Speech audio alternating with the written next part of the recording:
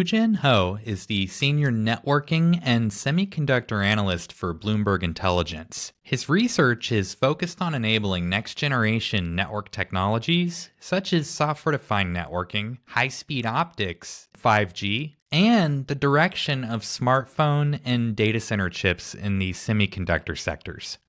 In this conversation, we dive into the current market dynamics, semiconductor supply chain complexity, and the AI arms race.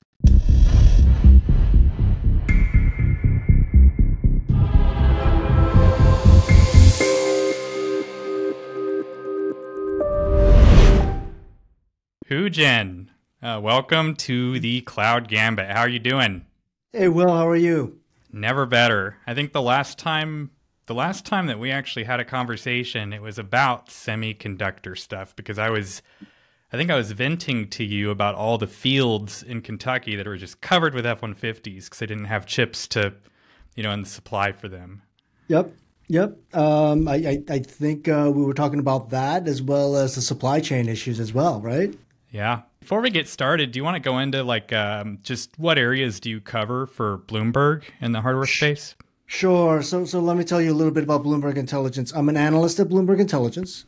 We're the research arm at Bloomberg, and I cover the networking and the hardware space, and more overall the data center infrastructure space. Yeah, I guess getting into the kind of pivoting into the things that I wanted to talk about here. Aside from spreading germs and getting all of us sick at some point, COVID-19 really caused havoc on supply chain for most things. Specific, and my book specifically semiconductors, because they seem to go in everything, and they're used in networking gear, which is very important to our profession. Are things getting back to normal as we break into Q4? Well, if we look at Q4, and I'm looking at a wide array of networking gear makers, it seems as if they're able to get the chips and the components faster than they had anticipated. And they're able to book and ship all the equipment that was ordered over the last couple of years better than they had hoped. So what we are starting to see on the cloud guys, some excess backlog digestion. On the enterprise side, they're actually really starting to get the orders to their doors. The orders that they made about 2 years ago to their doors today. Now there's an offset to this, right? It's one of those things. Remember when we were waiting online at Costco getting the toilet paper and the hand sanitizer, right? I still have like 3 or 4 big bundles of Costco toilet paper in my garage today. I don't think I need to go to Costco to get toilet paper right now. And we're starting to see that with the cloud guys as well, right? They're backing off on orders, new orders. The telecom guys are backing off on router orders. The one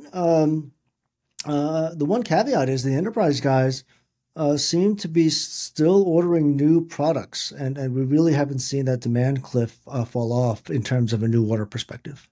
So I, kind of pivoting just a little bit here. So I personally think this is one of my just thoughts on, unpopular opinion, I think, but running AI, I think, is going to make crypto mining look like clean energy eventually. For perspective, like NVIDIA's partner TSMC is on point to ship 550,000 of the H100 GPUs, in the name of progressing this AI thing. Yep. And these things cost somewhere around $40K a piece, and I think the cost has actually come down a little bit. I think you can get them for like 35, but making that ballpark total somewhere around, 22 billion. How do you see the skyrocketing demand of these GPUs, all the different storage types, the compute, who knows what else, that's required to, as AI continues to just grow and grow and grow? Seems like an energy crisis and supply chain crisis at the same time. Okay.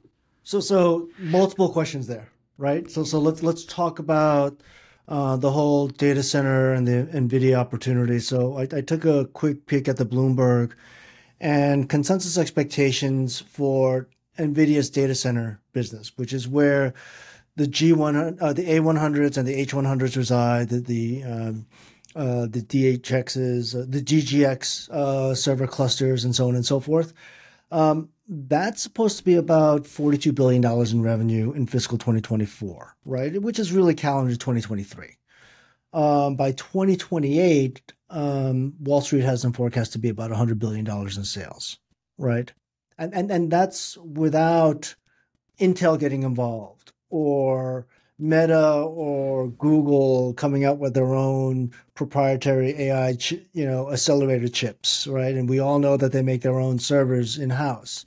So there's a lot of positive momentum going on in AI. Now the question is that is this momentum real? Or will it fall off like the metaverse? Remember the metaverse from a couple of years back and how it was supposed to be the next best thing to sliced bread?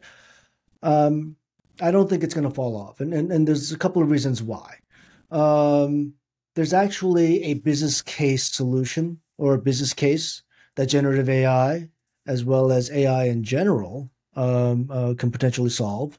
And some of the recent demand driven by the cloud guys really kind of lit a fire to all the corporate CEOs on having some sort of AI solution going forward, and to start not only automating processes but also making new processes. And this is just probably the beginning of what's going to happen over the next several years. Now, is $100 billion right? I don't know, but but I do think that we are going to see up and to the right, not only for NVIDIA, but for a lot of AI players. Pivoting over to your next question in terms of the potential climate crisis, right? Let's think about all the components that go into AI. High-powered CPU, high-powered GPU accelerator. The interconnects are optically connected, right? And that pushes out a lot of heat. And the data centers in general are going to run really hot, and you need a lot of cooling systems to cool it down. And it's going to suck up a lot of energy. I will tell you one thing. In my conversations with Open Compute, I think they recognize this, and they are looking for solutions to bring down the overall power consumption of data centers. It doesn't mean that AI is going to be, a lot more eco-friendly. But if we think about the multiple aspects of the data center, you got the AI portion of it, and we have the general compute portion of it. We could start seeing the general compute power consumption starting to reduce. And there are some techniques to do that. Yeah, that makes a lot of sense. I'm seeing a lot of, I think in the news too, this, a lot of buzz around like how artificial intelligence is going to usher in the world of like clean energy. Like if you Google search like artificial intelligence and clean energy, I mean, there is like piece after piece after piece after piece. And to me, just me, if you picture a factory, that produces goods, minimal waste, maximum efficiency, everything's great.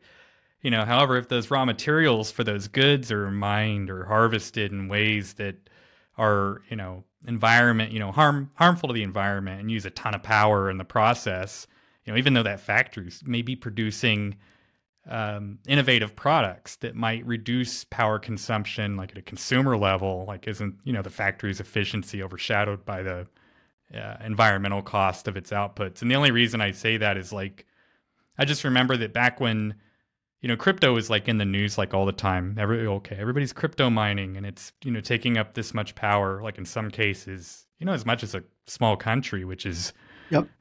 is very significant. And based on like what that did to certain, power grids and,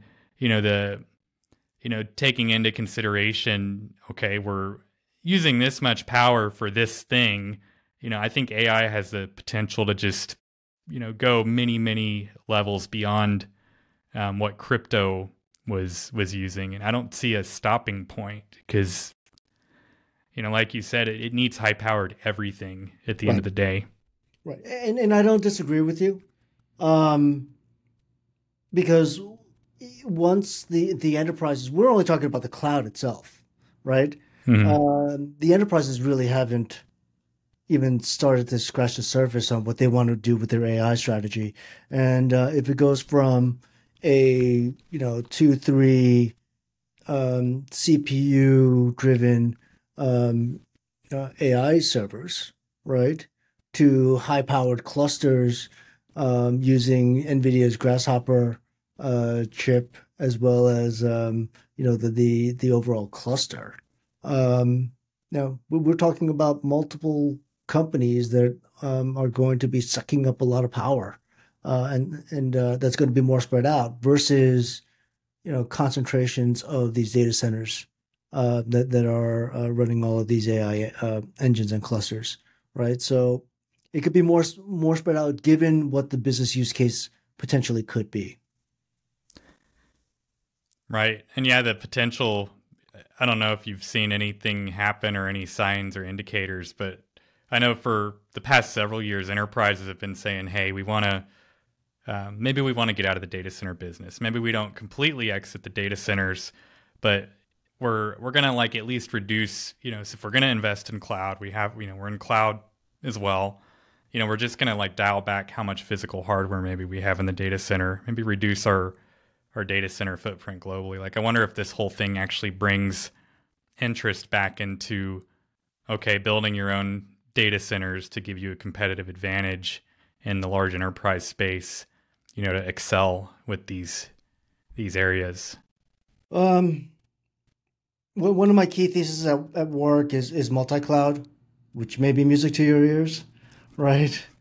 And look, so we've already had some gaffes in developers playing with ChatGPT early on.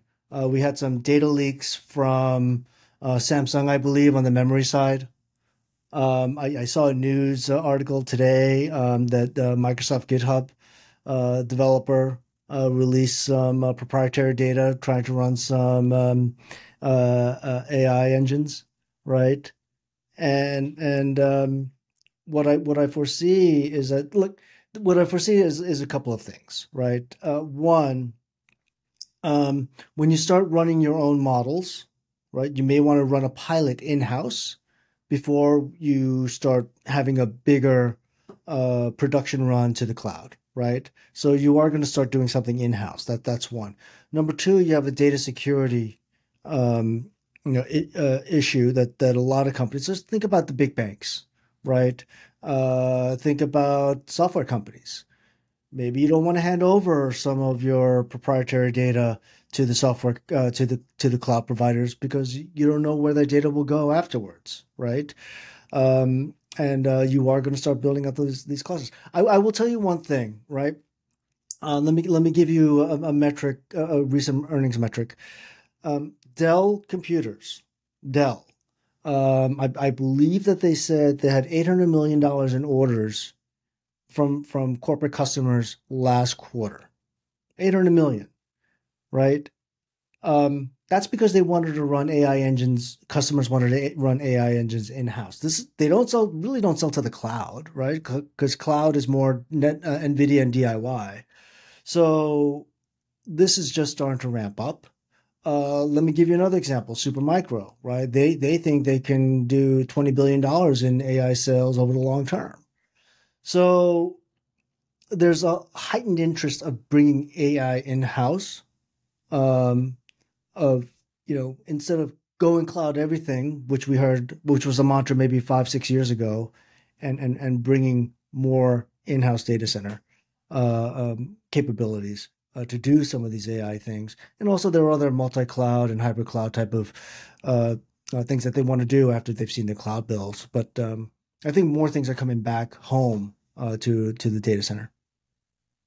Those are some really good points. I like how you sort of outlined, financial services and like the trust issue with, the data, that intellectual property. your compliance and things, it was deemed really risky, even to move to cloud for a while. Like there's certain industries that took a lot longer to get workloads in cloud based on just different criteria. Yeah, that's definitely a challenge. And, even today, like if you look at like healthcare, if you look at, financial services, there's a lot of extra that you have to do to get things going in cloud, because it's always been the thing where you've had your intellectual property in your data center, you have control down to the bare metal. Yep. And this world is, it's definitely changed things. So with this, the whole disastrous COVID and everything that happened and the impact on, data center gear at large, you already talked earlier about the backlog, the gigantic lead times, and there's a huge reliance on Taiwan's TSMC, like is that the biggest fab out there. Was that sort of like a single point of failure in the supply chain when all of this started happening? Because I know there's a lot of misconceptions about this, like supply chain and what exactly happens. Like I was talking to someone the other day and they had this understanding that like, okay, iPhones are manufactured in China. Right. All the materials, that require the iPhone get made is also in China. Like all the things to build the iPhone is in China, but more or less they're just being assembled in China, correct? I mean, I'm sure there's some stuff that comes. So we actually wrote a report on this. One of the metrics that I can give you is that from an assembly standpoint, about 98% of all the iPhones are assembled and manufactured and shipped out of China, right? We have a little bit in about, let's say 95%, right? We have a little bit coming out of India because they have local manufacturing laws. And then the other country that has local manufacturing laws is Brazil. So we have a little bit coming out of Brazil. The supply chain is moving, right? Because they wanted some supply chain diversity. But to get to your point, if you break down the bill of materials, right? And let's think about the high value bill of materials. The modem, right? Qualcomm, right? The radio frequency chips, Skyworks, Qorvo, Murata, right? The U.S. And Japanese made and right. So they're actually Skyworks manufactures their stuff in Mexico. Qorvo has their manufacturing plants in North Carolina, right? Some antennas. There might be some China, but they're also manufactured in the U.S. as well. The high valued components, and I think I roughly valued it around outside of the memory, about 80% is manufactured outside of China. Now the question is that who makes those chips, right? And some of those chips are made by TSMC, which is Taiwan. But the design and the IP is definitely outside of China. Yeah, that piece, as far as like Apple Silicon, is all in-house now with their new chips, isn't it? Like providing the designs and everything. Yep, made in Cupertino, I believe, right? And I do believe, but it goes back to your single point of failure of TSMC, right? If we think about some of the chips that are being built, the A series processor, that's a TSMC chip, right? I believe some of the modems by Qualcomm, that's a TSMC chip. So there's quite a bit of TSMC content that goes into the iPhone. Yeah, there's a lot of links in the chain. Like, Broadcom, for instance, is a gigantic supplier of Arista silicon. Mm-hmm. And, I would imagine that Broadcom itself leverages many third-party outfits for chip manufacturing, of course. But do you think these big suppliers of like network gear preemptively started just placing bigger orders, to get ahead of these supply issues when they started seeing, what was happening in the market, and this kind of worsened the problem at large for everybody. Well, it's all in the numbers, actually, right? It's amazing. If I look at Arista, for instance, right? Let's look at Arista, one of the leading cloud networking gear manufacturers, predominantly for Microsoft and Meta, right? There's something called purchase commitments. They are guaranteeing to purchase components and chips, right? I believe their purchase commitments pre-pandemic went from roughly $1 billion to about $4 billion, 4x that amount, right? Um, so it's not that Wow. they were buying it up; they were actually waiting online to get that, right? Another example is Cisco, right? And their purchase commitments went from about, I believe, about $5 billion to about $11 billion, going out to 5 years, and they were going longer term in basis. So, and Cisco actually had a different problem too, right? Because given the behemoth that they are, they actually had to buy chips that Broadcom, let's just say, we're probably not going to manufacture going forward, right? So, for example, some of their older silicon um, uh, that they were going to retire, Broadcom was going to retire. Um, Cisco probably said, "Look, we'll buy 3 years worth of this stuff. Just keep on manufacturing for us, and we'll pay it, possibly at a premium. I don't know, but if we think about some of the older Catalyst series that hasn't been end of lifed, that's probably what Cisco did. So yes, there have been manufacturers that made a lot of these orders beforehand during the pandemic to make sure that they had enough supply, and hope they could fulfill that with the backlog orders going forward. And some of these suppliers actually have got caught, right? So if you think about, one supplier that I think is Lumentum, right? They supplied optical chips to Ciena. Ciena just started cutting orders, stopped ordering, and we started Lumentum's order activity start to drop. So there was a lot of heightened order activity in the face of uncertainty during the pandemic era. Interesting. How, like, I know, I wish I would have actually looked up some of this beforehand, but I know, like, Cisco, to like mitigate the problem, aren't they investing a significant amount? I think it was in like Spain or somewhere in Europe to build chip to, invest in some fabs over there to kind of diversify where their stuff was coming from.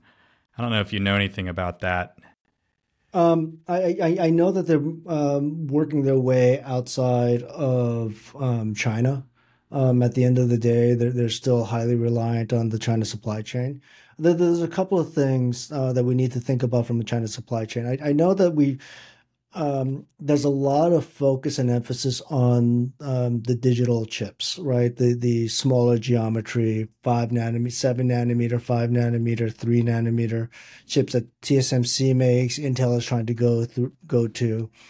But where China is strong in is on the older process nodes, whether it's 22. That's not even considered old, right? 1350s, right? So the analog chips, we still need to use those chips, more on the analog side. So if we think about the yin and the yang of things, of all things semiconductor, um, we can't have one without the other. And if we cut off the supply on one, China can retaliate on the others on the side of it. I don't think China will, but there is a lot of, like, for example, power chips that's sourced out of China, that a lot of vendors rely on.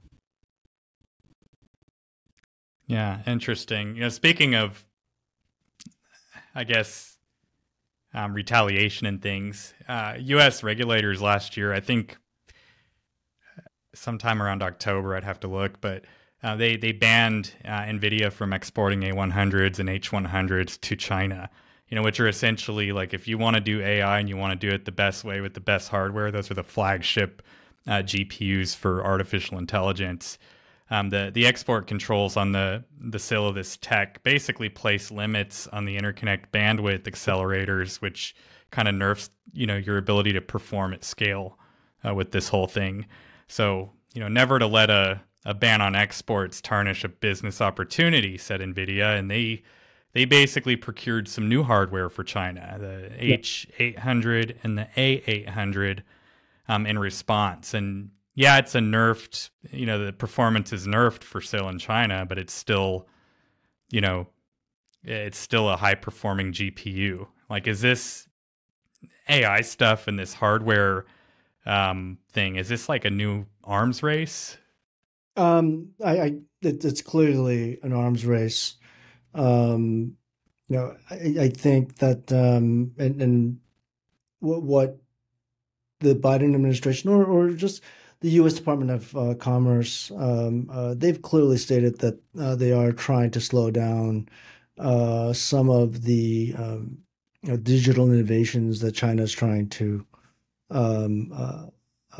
put forth using U.S. technologies, it's clear that they're. I mean, the official statement is that they don't want to give China U.S. AI hardware for government development. But we all know for the military itself. But we all know that you can use AI for a vast multiple things outside of military use, right? And at the end of the day, this has been a multi-year effort by the U.S. to really slow down China's in-house development efforts. Because if you think about it, right, um, if China can use AI to build their own, let's just say, AI chips in the future, right, to expedite some of their own in-house technology developments, there could be a path to where China can close the technology gap between the U.S. With them in the U.S. Right, so they are trying to slow China down. After I think the U.S. is after the U.S. has ignored them for quite some time now, and it seems as if it's been effective. Yeah. One thing to add though is I guess silicon, number 14 periodic table is one of the most common elements in the universe by mass, and germanium and gallium are not completely naturally occurring, and they're basically byproducts of refining other metals. Today, coincidentally, China accounts for approximately 95% of the world's gallium and 67% of the world's germanium. Mm-hmm. So in response to U.S. export decisions, China says, hey, we're going to have our own export controls on these two metals. Any idea of what the next move will be from U.S. or China? This seems like a major world stage problem.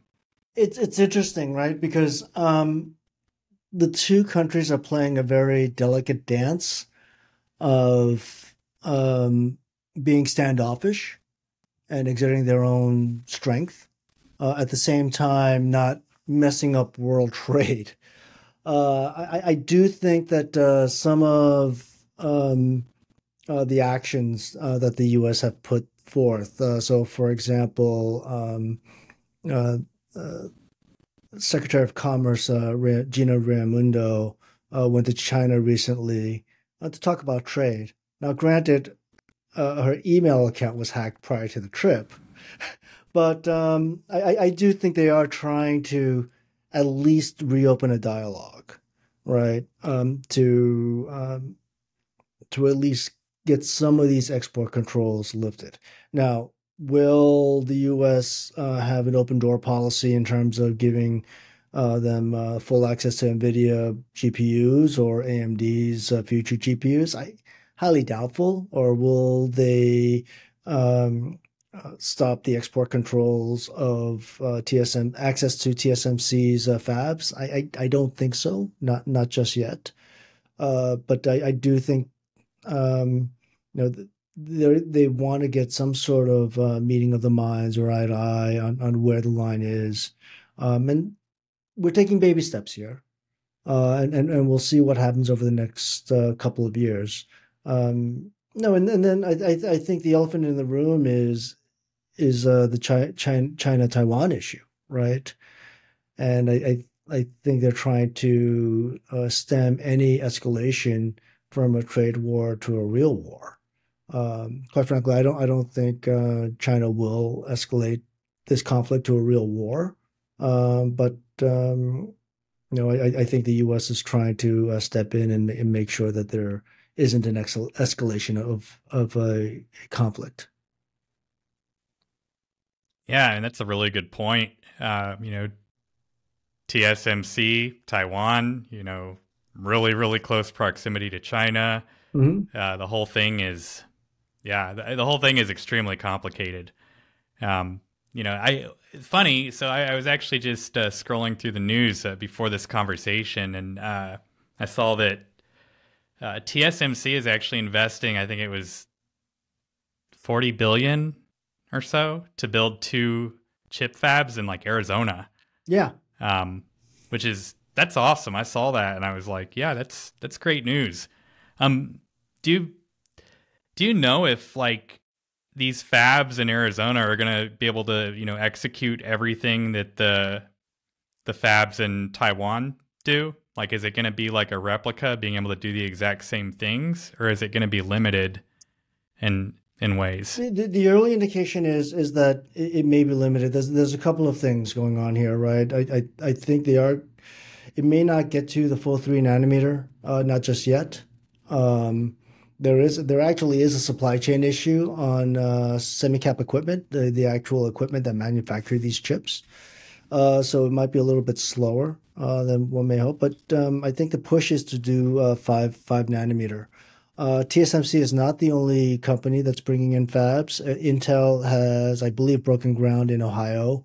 Micron is trying to get some money to build out memory capacity. Samsung is trying to do the same thing in Arizona, I believe. So we're bringing back, building out a lot of chip capacity as a result of the CHIPS Act. Now, here's the one issue, and I think it speaks to the U.S. education system as well as the immigration system, quite frankly, is the access of talented engineers who can actually run and work in these fabs, right? And I think what TSMC said in the past is that there is a shortage of these engineers. So we do need to have some sort of brain, I guess, academic and brain strengthening to really get the proper personnel managing and working in these fabs.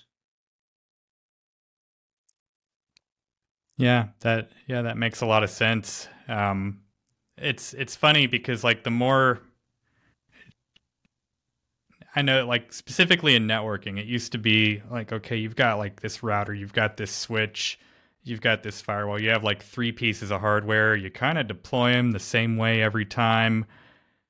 Life is good. They're doing what they need to do. You hit some bottlenecks, you just buy the bigger box, bring it in, life goes on, everything's great. But now, like with this, something I'm noticing anyway, is like with this, everything is software these days. So there's so many overlays, like so many pieces of software.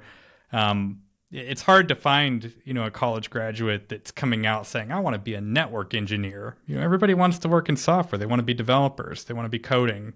They want to go work for a cloud provider. And I think that's leading to like a shortage of like new, like a younger generation coming in to do this specific type of skilled labor. Nobody wants to work in a data center, it seems, at least anymore.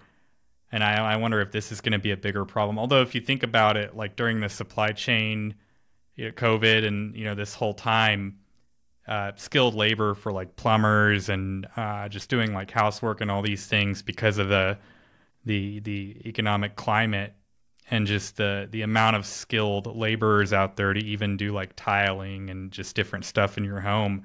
It was really hard to book someone or even to get a plumber.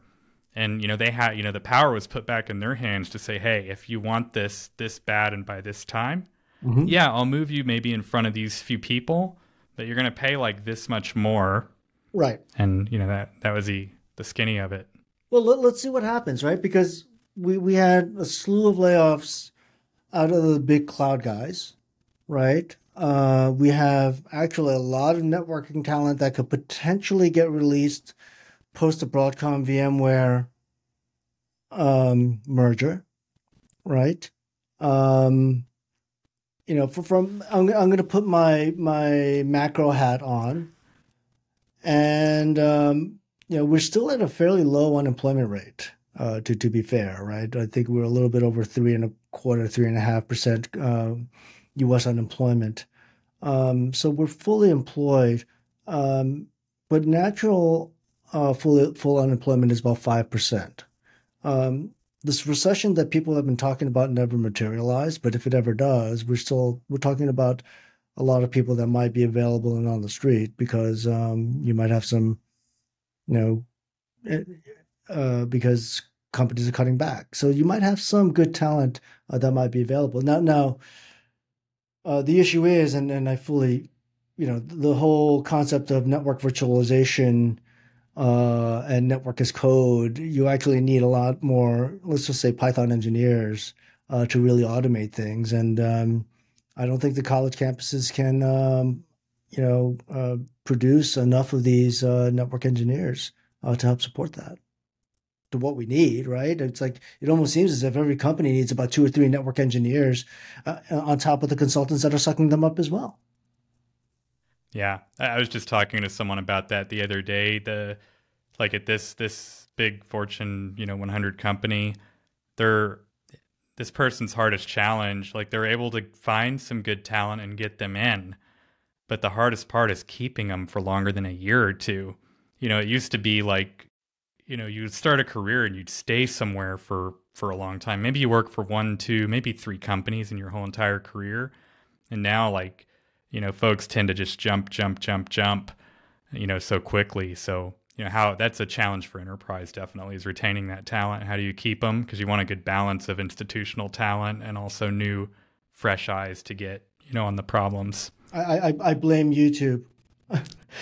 I see enough of these YouTube shorts of career jumping and boosting your salary. These kids these TikTok shorts are very influential. So it's I blame YouTube and actually the cloud job hopping culture. It's funny you say that because I saw a YouTube short. It's been within the past month where it was like, you want the biggest jump in pay in your career.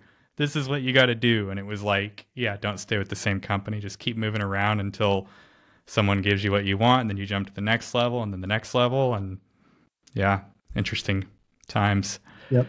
Well, I just want to thank you for coming on, Woo Jin. I really appreciate your time. This has been a really good conversation. I learned a lot. You have anything else to tell the audience before you jump? No. William, thanks for having me on. This was a lot of fun. And I hope to be on another time in the future. Awesome. And is there social media anybody could find you if they want to add you to LinkedIn or Twitter? You can find me at Woo Jin Ho at LinkedIn. My Twitter feed that I rarely ever use is at WOOJ001. You get to see my Ultimate Frisbee picture. But other than that, you'll see me on Bloomberg News every once in a while. And we have our own podcast series at BI, as well as we do our occasional webinar. Awesome. Yeah, I'll put those links in the show notes when this gets released. Perfect. All right. Thanks again. Take care, Will.